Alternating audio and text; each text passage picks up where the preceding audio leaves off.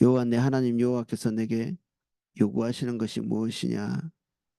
곧 내 하나님 여호와를 경외하여 그의 모든 도를 행하고 그를 사랑하며 마음을 다하고 뜻을 다하여 내 하나님 여호와를 섬기고 이 하나님께서 우리에게 요구하시는 것이 무엇이냐? 이게 어, 우리에게 주시는 이게 노골적인 하나님의 요구, 요청이죠.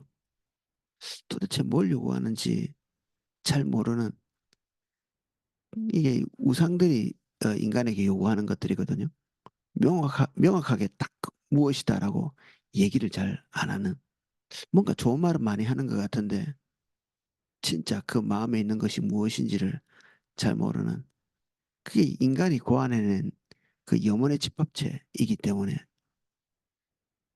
자체적인 인격성이 없어서 그가 개인적으로 원하는 것이 무엇인지를 알려줄 수가 없는 거죠. 인격체가 아닌 겁니다. 그 상대방이.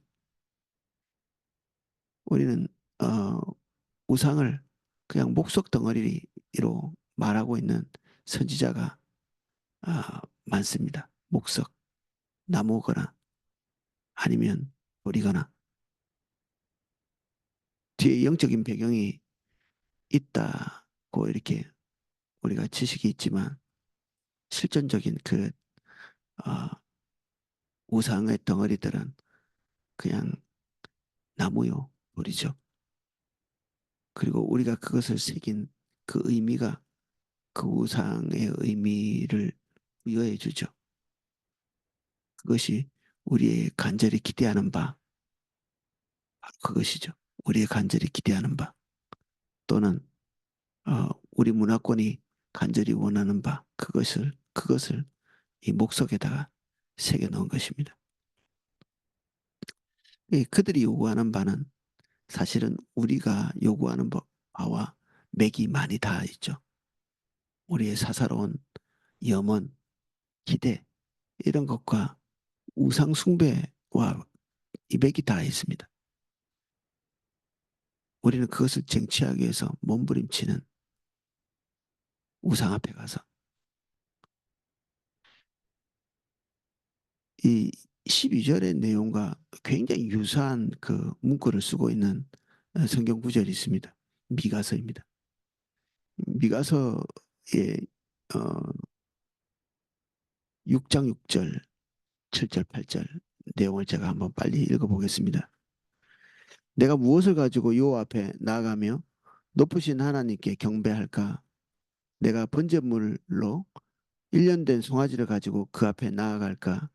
여호와께서 천천의 순양이나 만만의 강물 같은 기름을 기뻐하실까? 내 허물을 위하여 내 맏아들을 내 영혼의 죄로 말미암아 내 몸의 열매를 드릴까? 사람아 주께서 선한 것이 무엇임을 내게 보이셨나니 여호와께서 내게 구하시는 것은 오직 정의를 행하며 인자를 사랑하며 겸손하게 내 하나님과 함께 행하는 것이 아니냐. 미가도 이 선지자가 거의 똑같은 것들을 묻고 있죠. 여호와께서 원하시는 것이 무엇이냐? 지금 이 신명기 이 모세오경 이 족장 시대에 하나님께서 기대하시는 것과 이 미가 시대에 하나님께서 원하시는 것이 달라지지 않았겠죠. 하나님은 영원 전부터 영원 후까지 변하시는 분이 아니십니다. 같은 것을 요구하시죠. 그래서 미가가 원하는 것, 하나님께서 진짜 원하시는 것이 무엇인지를 내가 안다면 하겠다는 얘기고 그것을 묻는 거죠. 주변에 있는 모든 사람들이 그들의 신에게 간절함을 가지고 나아가서 이것을 할까 저것을 할까 요구하는 이렇게 제공하는 신에게 그들이 제공하는 것과 그들이 우상에게 받으려고 하는 것이 맥이 닿아 있는 그래서 그들이 드리고 있는 것이 하나님께서도 기뻐하시는가 이런 것들이죠. 천천의 순양 이 우상들은 엄청 좋아하는 것들이죠. 돈 싸질머지고 막 헌금 많이 하면 좋아하실까? 만만의 강물 같은 기름. 이 우상들은 이거 좋아하거든요. 왜 좋아하느냐? 인간이 그것을 원하기 때문에. 물량적 선물, 뭔가 떨어지는 것들, 그리고 먹는 것, 입는 것, 쓰는 것, 요구하는 것, 그리고 허세. 우상도 그것을 좋아할 거라고 믿기 때문에, 우상도 자기와 똑같을 거라고 믿기 때문에, 그러한 것들을 가지고 나아가는 거죠. 천천의 순양, 만만의 강물, 강물 같은 기름. 뭔가 이게 캥기는 게 있을 때는 허물을 위하여, 내 허물을 위하여 내 맏아들을, 실제로 성경에 보면 자기 우상에게 맏아들을 드린 경우가 있거든요. 이 모압 왕이 그랬죠. 그게 하나의 샘플처럼 보여지기는 하지만 이게 고대 종교에서 흔하게 일어났던 일이죠. 우리 뭐 에밀레종의 전설이라고 아는 게 있잖아요. 자기 자식을 쇳물에 던져가지고 그 부처에게 도대체 뭘 원하는 걸까? 어떻게 그렇게 끔찍한 일을 할 수 있을까 싶으지만 우리는 우리 영혼을 위해서 자식의 영혼을 파는 일을 쉽게 할 수 있습니다. 주변에서 자주 보고요. 하나님께서 자식에게 원하는 것이 무엇인지를 파악하지 않는 한 우리가 자식에게 주는 것은 우리 영혼에서 나온 것에 불과합니다. 모든 주는 것이. 우리의 사랑이 하나님의 진리를 만나지 못하면 우리가 사랑한다는 그 사랑이 다 자녀들을 불 가운데 집어던지는 거하고 똑같거든요. 그들의 영혼이 파멸되어 가고 있는 것에 대한 인식조차 하지 못하고 우리는 자식에게 우리가 기대하는 바, 우리의 간절한 바를 쏟아붓죠.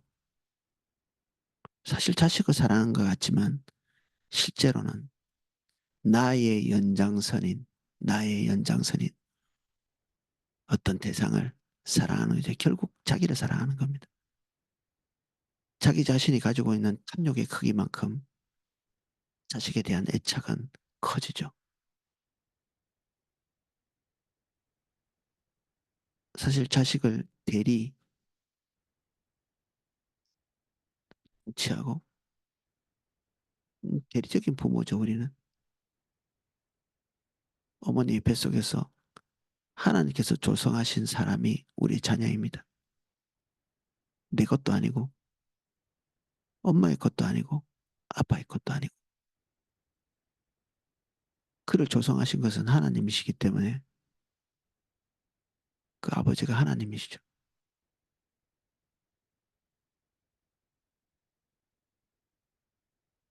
입으로 너는 내 거야라고 말하지는 않지만 이미 내가 하는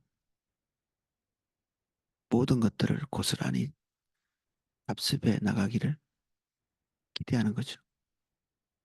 내 마음이 아픈 대로 가지 않고 내 마음이 좋아하는 대로 가기를. 문제는 내 마음이 원하는 게 하나님으로부터 온 거냐는 거죠. 그게 문제입니다.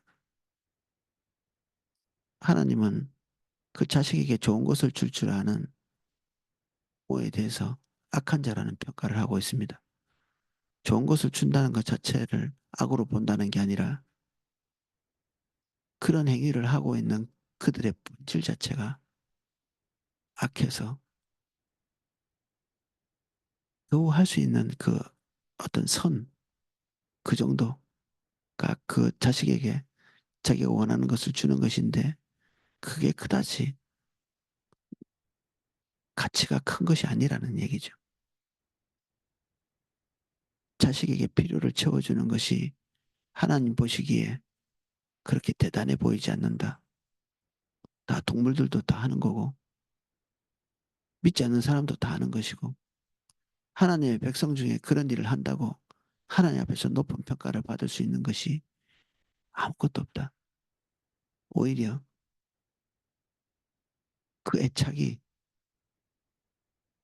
하나님의 길을 막는 것을 알기 때문에 때때로 하나님께서는 부모와 자식을 떨어뜨려 놓죠. 야곱은 자식 사랑의 화신이었죠. 색동 옷 입히고 그가 무슨 말을 하든지 사람들 앞에서 어떤 오만한 행동들을 불쑥불쑥하는 그런 존재라 할지라도 그가 내가 마음에 드는 행동을 하는 한 그것이 달게 곱게 좋게 보이는 그래서 그의 몸에 색동 저고리를 입히고 자기 원하는 말을 잘 듣는 그런 자식으로 키워나가는 결국 하나님은 요셉을 하나님의 뜻대로 쓰기 위해서 극단적인 처방을 할 수밖에 없었습니다.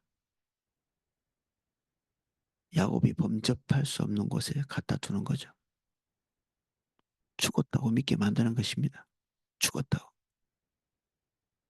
그 길 외에는 요셉을 하나님의 뜻대로 인도할 수 있는 길이 없었습니다.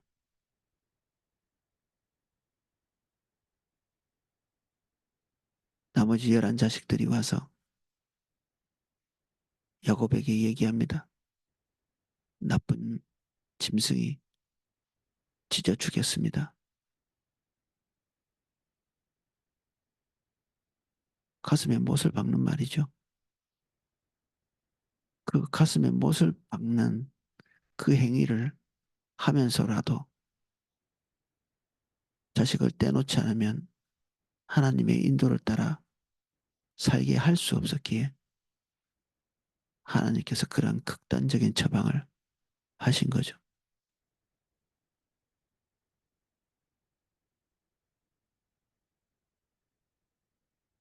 자식 사랑하는 마음에 대해서 우리 부모들은 말하지 않는 게 좋습니다. 내가 너를 어떻게 키웠는데 이런 얘기들. 그 말이 우리를 심판하게 될 것입니다.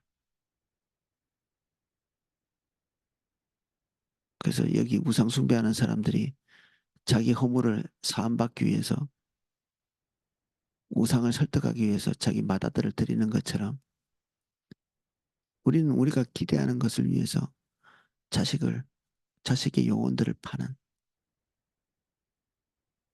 서울대 가야 되지 않겠어? 경제적인 안정을 추구해야 되지 않겠어? 또는 교회 안에서 그런 일이 있을 수도 있습니다.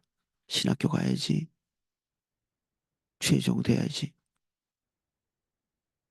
그러나 최종의 길을 갈 때 그 자식에게 쏟아지는 고통, 십자가 그런 것들 때문에 최종을 가게 하는 것이 아니고 그나마 교회에서 명예직이고 자기 눈에 제일 좋게 보이는 자리이기 때문에 그 종교 안에서는 그래도 무시당하지 않으니까 최종 되기를 원합니다. 라고 하는 결국 하나님의 부르심도 받지 못한 사람들이 신학교에 와서 한 학기가 채 지나가기 전에 도망치는 그런 일들이 해마다 일어나거든요. 부모의 염원에 허무함을 너무 자주 목격합니다. 자식을 향한 부모의 염원. 신을 섬긴다. 하나님의 마음에 들게 한다. 그런 것들이 인격체이신 하나님으로부터 나오는 것이 아니라 그동안 우상을 숭배해왔던 내 습관, 내 스타일, 내가 정리해 둔 것 그대로 하는 거죠. 기가 막히게 하나님께서 그 사람에게 요구하는 딱 그것은 하지 못합니다. 그 단 하나의 것. 그거를 빼놓고는 다 할 수 있습니다. 그 어떤 희생이든지. 이게 이 기묘한 일이죠. 자식도 드릴 수 있고 순양도 드릴 수 있고 천천에 만만의 강물 같은 기름도 드릴 수 있고 자기 자식도 뭐 때로는 자기 몸을 불살할 수도 있습니다. 어떻게 그게 가능한가? 인간이 그게 가능합니다. 근데 하나님께서 미가에게 말씀하신 것은 그런 것이 아닙니다. 사람아 주께서 선한 것이 무엇임을 내게 보이셨나니 여호와께서 내게 구하시는 것은 오직 정의를 행하며 정의는 어떤 기준을 가지고 있나요? 주님이 기대해야 하시는 기대치죠. 신명기의 말씀입니다. 이대로 하라고. 이대로. 상거래할 때 먹는 것, 입는 것, 쓰는 것, 의료 행위, 다른 사람에 대한 태도, 자세, 이웃을 어떻게 대할 건가? 내가 고용주에게, 내가 고용하고 있는 사람에게 어떻게 할 건가? 때로는 원수에게, 그리고 적들에게 어떻게 할 건가? 하나님께서 기대하시는 그 기대의 방향성, 인자를 사랑하며 겸손하게 내 하나님과 함께 행하는 것이 아니냐. 하나님의 목표는 우리 자신인데 우리는 하나님 자신이 목표가 아니시. 명기로 돌아가면 오늘 내 행복을 위하여 내게 명하는 여호와의 명령과 규례를 지킬 것이 아니냐. 하나님이 요구하시는 것이 이것인데 이게 하나님이 우리에게 제안을 위해서 그리고 우리는 누구에게 뭔가를 얘기할 때 우리의 허세를 담는 경우가 많죠. 내가 이 정도 위치니까 네가 내 말 듣고 내가 원하는 것이 맞든지 틀리든지 간에 일단 수긍하기를 원하는 다른 사람 후욕할 때 후욕하지 마 이렇게 얘기하면 굉장히 기분 나빠하죠. 지금 올바르지 않은 것을 행하고 있는데도 주기를 원하는 내 귀에 거슬리게 왜 네가 나에게 그렇게 말하지? 자기가 들어야 될 만한 어, 몹쓸 소리들 그 귀에 단 얘기가 아니란 얘기입니다. 귀에 단 얘기가 아닌 것은 이게 여조 목사님이 얘기하면 그나마 들어줄 만하죠. 근데 하나님께서 그걸 반복적으로 듣지 않을 때 그때부터는 하나님께서 우리의 인격적인 모독을 사용하시면서 우리에게 말씀하기 시작합니다. 그 말은 기분 나쁘게 한다는 얘기입니다.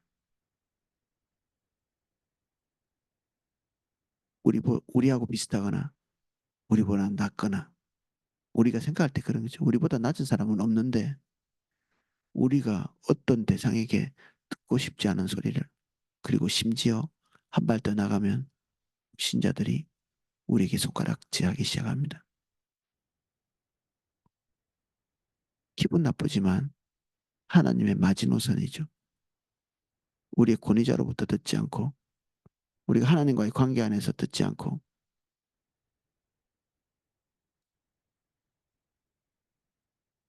그 단계를 넘어서고 나면 이제 서서히 아래 단계로 이렇게 내려오기 시작합니다.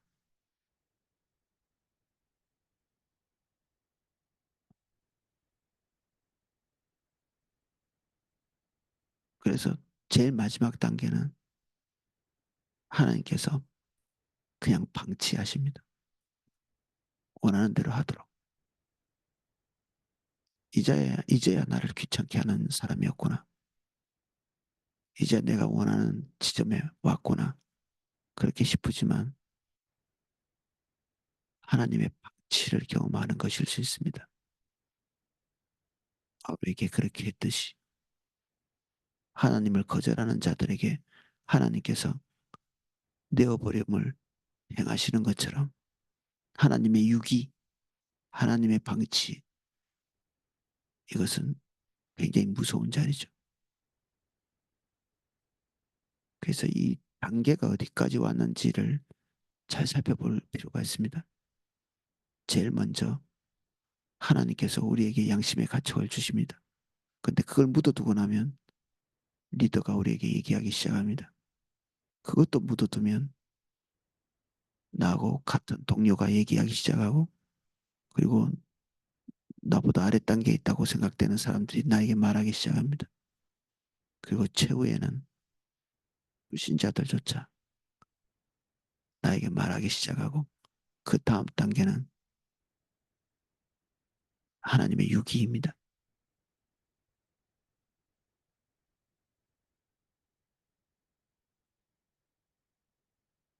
하나님께서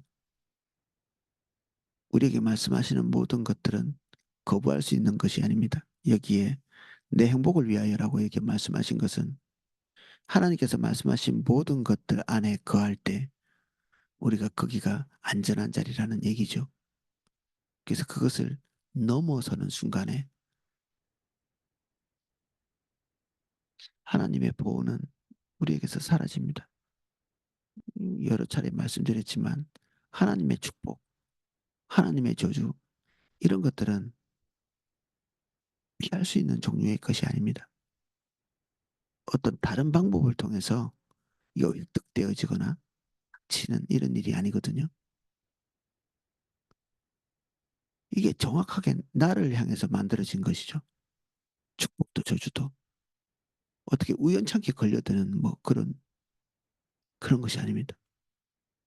막 이렇게 주사위 막 구르다가 어떻게 탁 떨어지는 그런 게 아니라 정확하게 나를 겨냥해서 축복도 저주도 주어지기 때문에 이건 다른 방법으로 회피할 방법이 없죠. 축복도 그렇고 저주도 그렇습니다. 그래서 대략 어떻게 나에게 닥쳐왔다든지 대략 어떻게 나에게까지 도달한 것이 아닙니다. 세상 사람들은 그렇죠. 재수가 있니 없니 뭐 그런 얘기를 합니다. 그것은 대단히 무지하고 하나님을 잘 모르는 미개한 통찰력이죠. 눈이 열리지 않은 것입니다.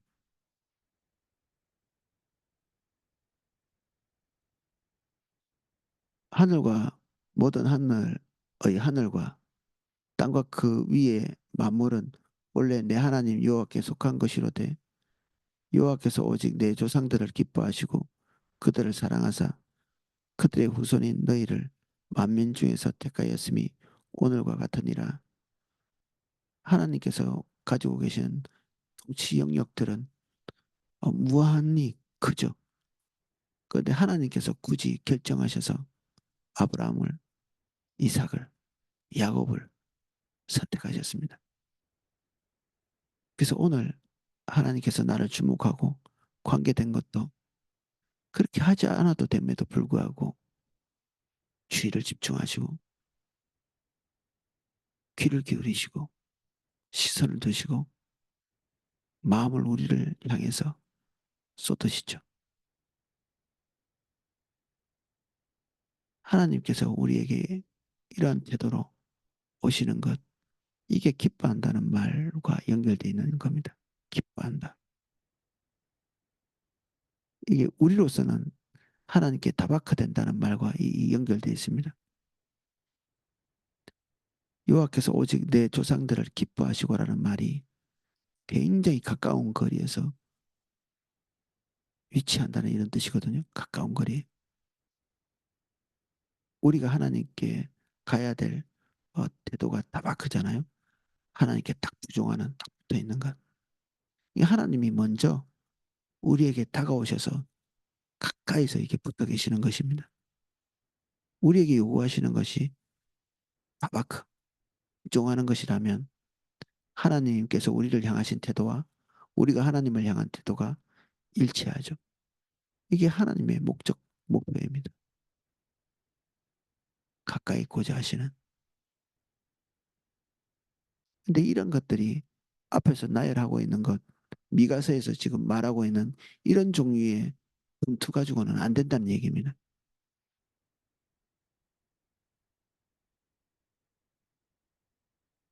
우리는 신을 계시된 그대로 믿는 것이 아니라 하나님을. 우리는 하나님을 알 수가 없거든요. 하나님께서 우리에게 말씀하시는 대로의 하나님을 아는 것이 이게 진리입니다. 이게 그대로 유일한 방법입니다.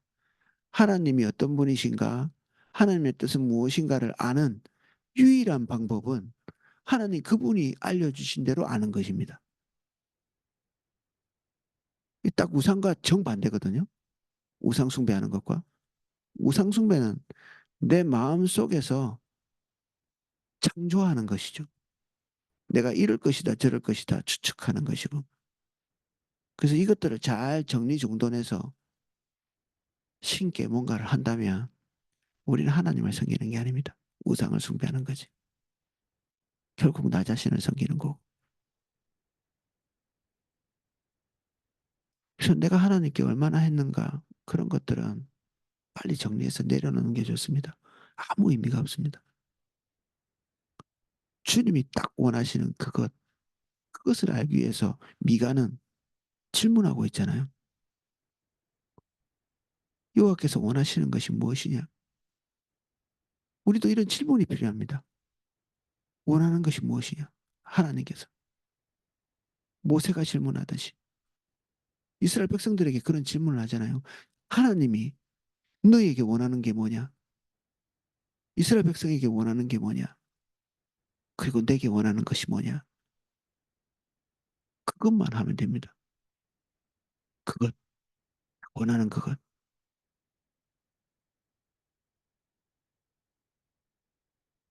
모든 것이 용서가 되는데 딱 하나가 용서가 되지 않는 그런 게 있거든요.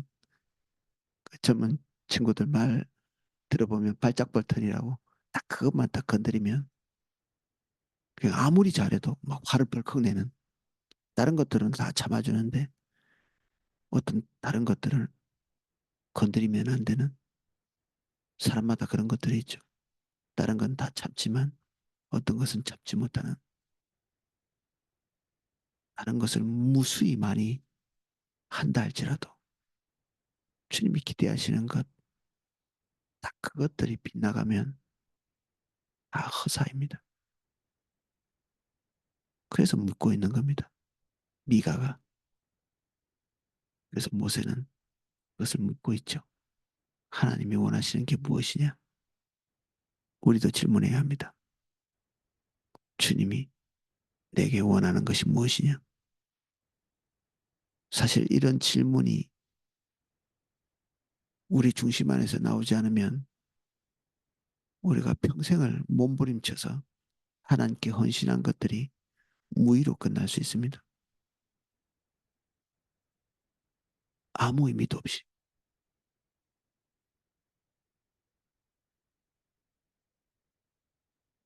하나님을 기쁘시게 하기는커녕 하나님을 피로하게 만드는 하나님이 피로도 하십니까? 성경은 이런 얘기를 합니다. 사람들이 성전에 불법을 행하면서 재물을 많이 가져오는데 내 마당만 밟을 뿐이다 이렇게 얘기하면서 내가 그들의 가식과 그들이 하는 그 예배 행위를 보는 것에 지쳤다. 누군가가 전문을 닫아버렸으면 좋겠다. 하고 싶지 않다는 얘기죠. 피곤하다는 얘기입니다. 하나님의 인내와 하나님의 자비가 그것들을 지금까지 참아왔지만 그렇게 하시는 것들이 피곤하다는 얘기입니다. 사랑하면 상대방이 올바르지 않은 방향성에서 자기를 대우하는 것들이 피로해집니다. 우린 진실되게 상대방을 사랑하는데 상대방이 진실되지 못한 마음으로 어떤 다른 끈달림이 있어서 계속적으로 나에게 다가올 때 그 관계를 차마 끊지는 못하지만 피로감을 느끼죠.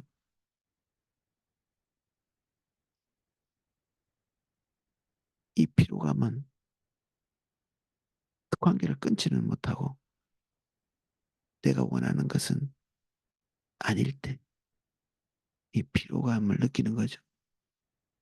하나님께서 그러한 피로감을 이스라엘을 향해서 느끼고 계셨습니다. 피곤하다.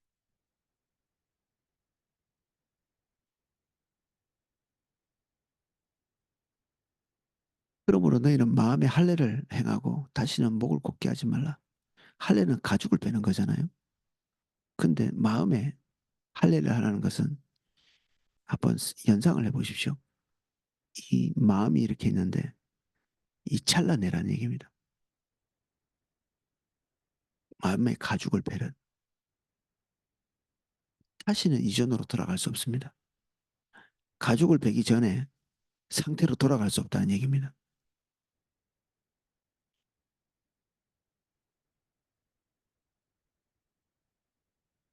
이전으로 돌아갈 수 없도록 만드는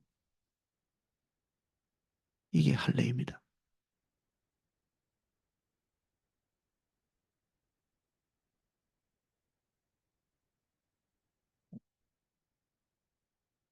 우리는 만일을 항상 대비하죠. 그래서 할례를 행하지 못합니다. 이전으로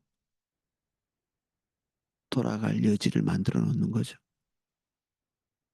그래서 우리는 하나님을 순전함으로 섞이지 못하고 따르지 못합니다.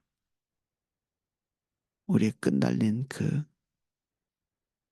다른 목적, 숨기는 기술만 늘어나죠. 숨기는 기술만 끌어내야 되는데 숨기는 기술만 하고 계시는 신앙생활의 연수가 많아질 때, 그리고 하나님의 은혜를 경험한 사람들이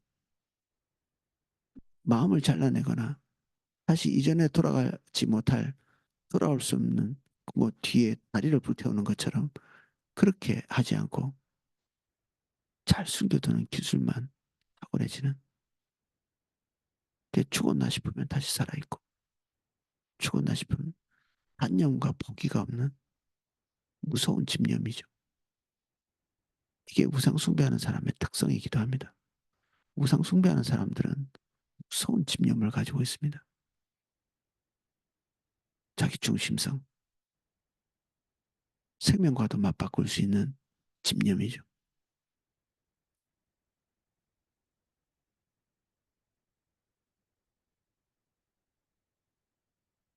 이게 고아와 과부를 위하여 정의를 행하며 나그네를 사랑하여 그에게 떡과 옷을 주시나니, 하나님을 경외하는 사람 필수적으로 이런 행동이 자연스럽게 나오게 됐습니다. 고아 과부. 어떤 사람들입니까? 우리가 마음대로 할 수 있을 거라고 생각되는 사람들입니다. 나그네도 내가 후려쳐도 저항하지 못할 자들. 이것은 오늘 우리가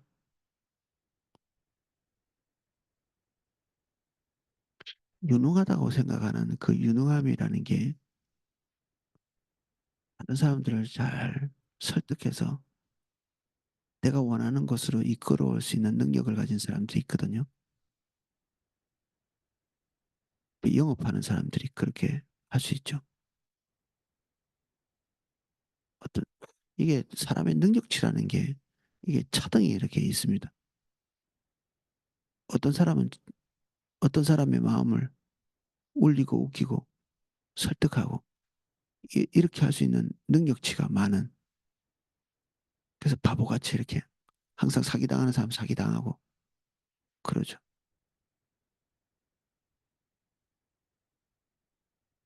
그렇지만 이 능력치를 가진 사람이 그 사람에 대한 그 하나님 앞에서의 일말의 책임성도 없는, 그래서 그 사람에게 뽑아먹을 수 있는 것들을 다 뽑아먹고 나면 내동댕이 치는, 얼마 전에 다단계를 하는 사람이 이제 교회 처음 온 사람, 그 사람 뭐 계약서 작성하고, 제가 화를 벌컥 냈는데 뭐 우리 교구가 아니니까 무슨 말을 할 수는 없더라고요. 얼마 전에 제가 찾아가서 대신 사과도 하고 경건을 자기 이득의 도구로 여기는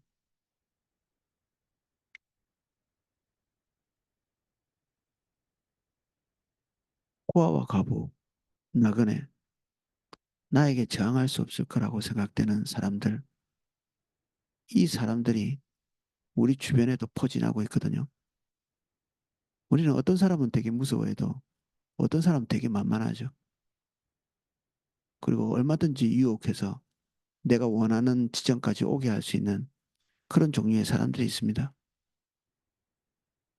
그런 사람들에게 우리가 해를 끼칠 때 그들은 우리에게 저항하지 못할 것입니다. 그러나 하나님께서 두려운 눈으로 그를 보고 계십니다.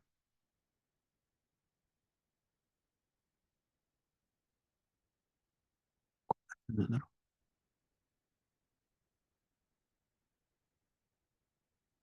주변에 보호자가 없는, 법적으로 대항해 볼 수 없는, 물리적으로 대항할 수 없는 그런 사람들, 인맥도 없는 사람들, 우리가 얼마든지 우습게 볼 수 있는 위치에 있는 그런 사람들이 하나님께 반응할 때 우리는 하나님의 대적이 되어버립니다. 이 사람쯤은 아무렇게나 할 수 있겠지라고 생각하는 그 순간에 그 누구도 대항할 수 없는 하나님과 대척을 이루는. 그래서 저는 되게 하나님의 눈치를 볼 때가 있습니다. 모든 사람들이 다 대척하는 사람들과 관계를 맺을 때 그때입니다. 저 사람은 그냥 아무렇게나 해도 돼요 하는 그런 사람들. 그런 사람들이 저와 딱 맞닥뜨릴 때가 있거든요. 그럼 나머지 사람들이 그렇게 하는 것처럼 그렇게 해도 되느냐?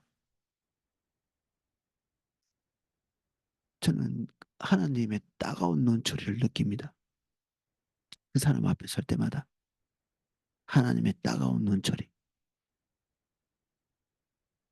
다른 사람들이 아무렇게나 행동했다고 나조차 그 사람에게 아무렇게나 행동하면 그 뒤에 내가 가장 두려워하고 극복할 수 없는 힘이시요. 극복할 수 없는 권력자이신 하나님 앞에 내가 어떻게 처분될 건가? 그런 걸 두려워하는 거죠. 우리가 경제적인 힘이 있고 물리적인 힘이 있고 법적인 힘이 있고 사회적인 힘이 있고 그럴 때 누군가는 우리보다 약자거든요. 우리는 누군가의 약자이기도 하지만 우린 누군가에게는 강자입니다.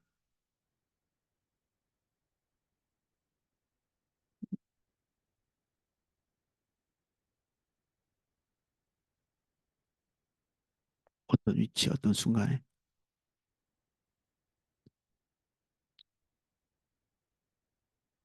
그래서 하나님께서 과의 아버지시고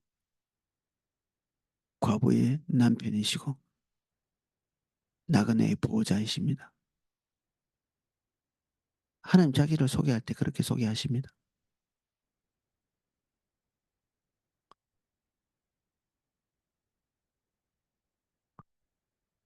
그래서 어떤 형제를 가슴 아프게 할 때 나는 예배자로 나가는 것이 가능하지 않게 되는 거죠. 마음을 아프게 한 그 사람을 찾아가서 그 사람이 마음이 회복될 때까지는 우리는 예배자로서 서는 것이 가능하지 않습니다.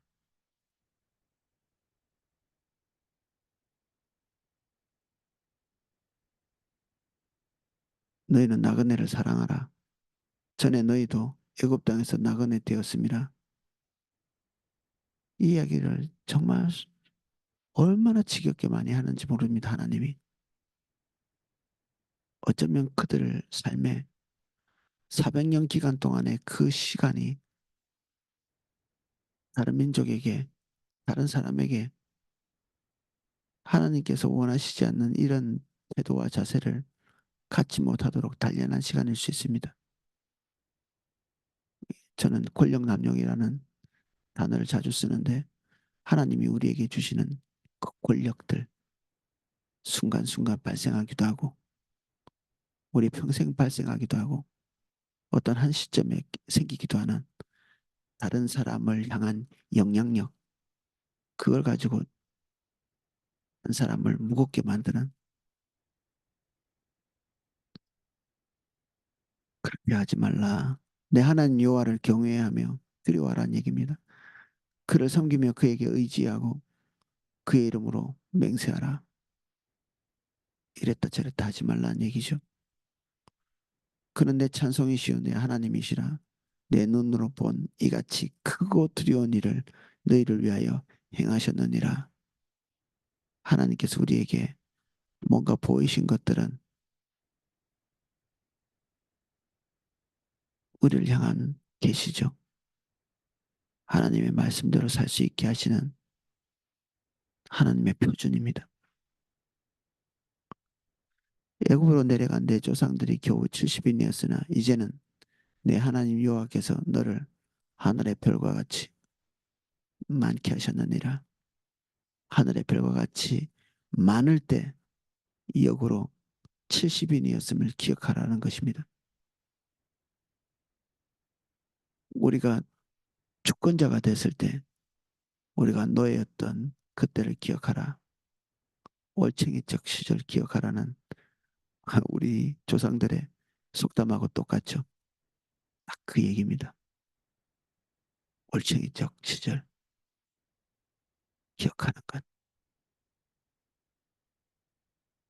그리고 하나님은 그 시점을 딱 거치고 하나님의 길로 가게 하십니다. 그 노예의 시절을 거쳐서 반드시 오게 되어 있습니다. 권력을 잡을 사람은 그 권력을 통해서 모진 고통을 당할 때가 많습니다. 그가 권력을 잡았을 때 남용하지 않도록 훈련하시는 거죠.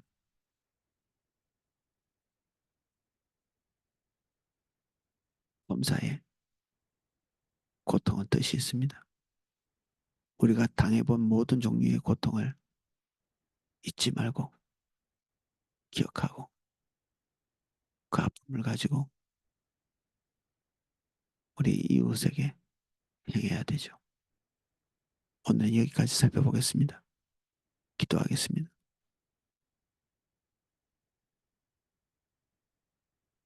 우리가 고통해봤기 때문에 고통을 주는 사람이 되지 않게 하시고 오늘 하나님께서 기대하시는 바를 명료히 이해할 수 있도록 주님을 향해서 질문하는 저희들이 되게 해주십시오. 주님이 원하는 게 뭔가 우리가 하나님 앞에서 나름대로 했다고 하는 그 종교적 자긍심들을 이 시간 예수 그리스도의 이름으로 파합니다. 은혜에 속한 일이라 할지라도 다시 점검할 수 있도록 도와주십시오. 오늘 우리가 서 있는 이 지점에서 주님을 기쁘시게 할 것이 무엇인지 다시 점검할 수 있게 해주십시오. 예수님 이름으로 기도합니다. 아멘. 예, 각자 기도하실 수 있도록 음악을 방송해 드리겠습니다.